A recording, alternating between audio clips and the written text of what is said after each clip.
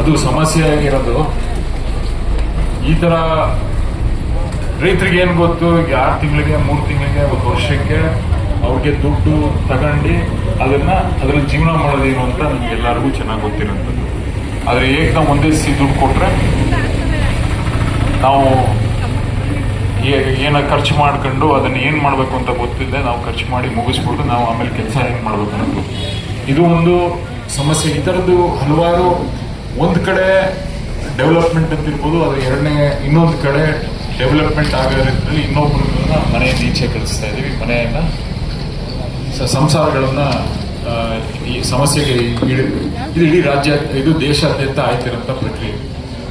ಇದಕ್ಕೆ ಸರಿಯಾದ ಇಲ್ಲೇ ಬರೆದಿದ್ದಾರೆ, ರಾಜ್ಯದ ಭೂ ಬಳಕೆ ನೀತಿಗಳನ್ನು ರೂಪಿಸಬೇಕೆಂದು ಈ ಸಮಾವೇಶ ಒತ್ತಾಯಿಸಿದೆ ಅಂತ ಬರೆದಿದೆ.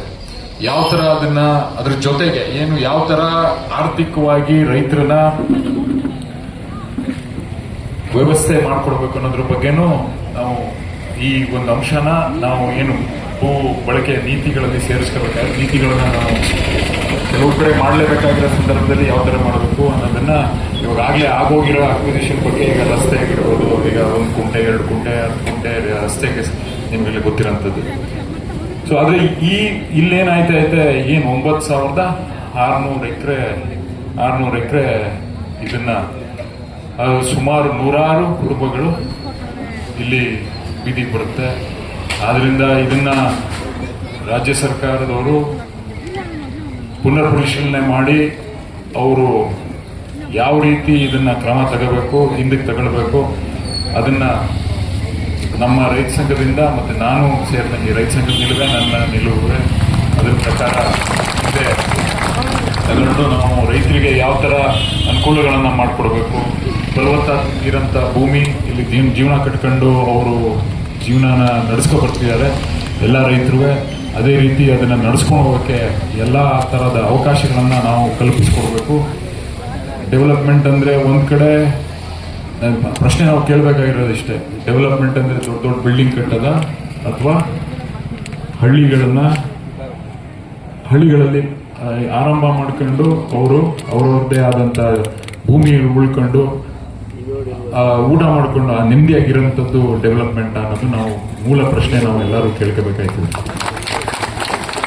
ಯಾಕಂದ್ರೆ ಈಗ ಡೆವಲಪ್ಮೆಂಟ್ ಅಂದ್ರೆ ಎಲ್ಲರಿಗೂ ಕಾಣಿಸೋದು ಚೆನ್ನಾಗಿರೋ ರಸ್ತೆ, ದೊಡ್ಡ ಬಿಲ್ಡಿಂಗ್ ಇದ್ರೆ ಡೆವಲಪ್ಮೆಂಟ್ ಅಂತ. ಆದ್ರೆ ನಿಜವಾಗ್ಲೂ ಖುಷಿಯಾಗಿ ಬೇಕಾಗಿರೋದು ನಮ್ಮ ನೆಲ, ನಮ್ಮ ವ್ಯವಸಾಯದಲ್ಲಿ ಏನ್ ಮಾಡಬೇಕು ಅದನ್ನ ಮಾಡ್ಕೊಂಡು ಹೋಗ್ಬೇಕಾಗಿರೋದ್ರಿಂದ ಅದಕ್ಕೆ ಹೆಚ್ಚು ಒತ್ತು ಕೊಡಬೇಕು. ಈಗ ಒತ್ತು ಕೊಟ್ಟು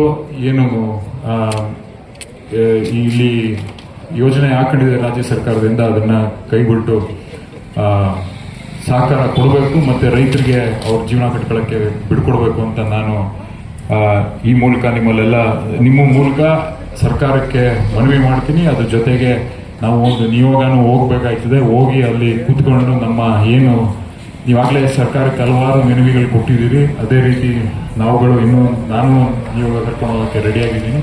ಕರ್ಕೊಂಡು ಹೋಗಿ ಅಲ್ಲಿ ಮಾತುಕತೆ ಮಾಡಿ ಯಾವ ತರ ಇದನ್ನ ಪರಿಹಾರ ಹುಡುಕ್ಬೇಕು ಅನ್ನೋದ್ರ ಬಗ್ಗೆ ನಾವೆಲ್ಲ ಒಗ್ಗಟ್ಟಾಗಿ ನಿಂತ್ಕೋಬೇಕಾಯ್ತದೆ ಅಂತ ಹೇಳ್ತಾ ಮತ್ತೊಮ್ಮೆ ಈ ಒಂದು ಹೋರಾಟಕ್ಕೆ ಜಯ ಸಿಗಲಿ ಅಂತ ಹೇಳಿ ನನ್ನ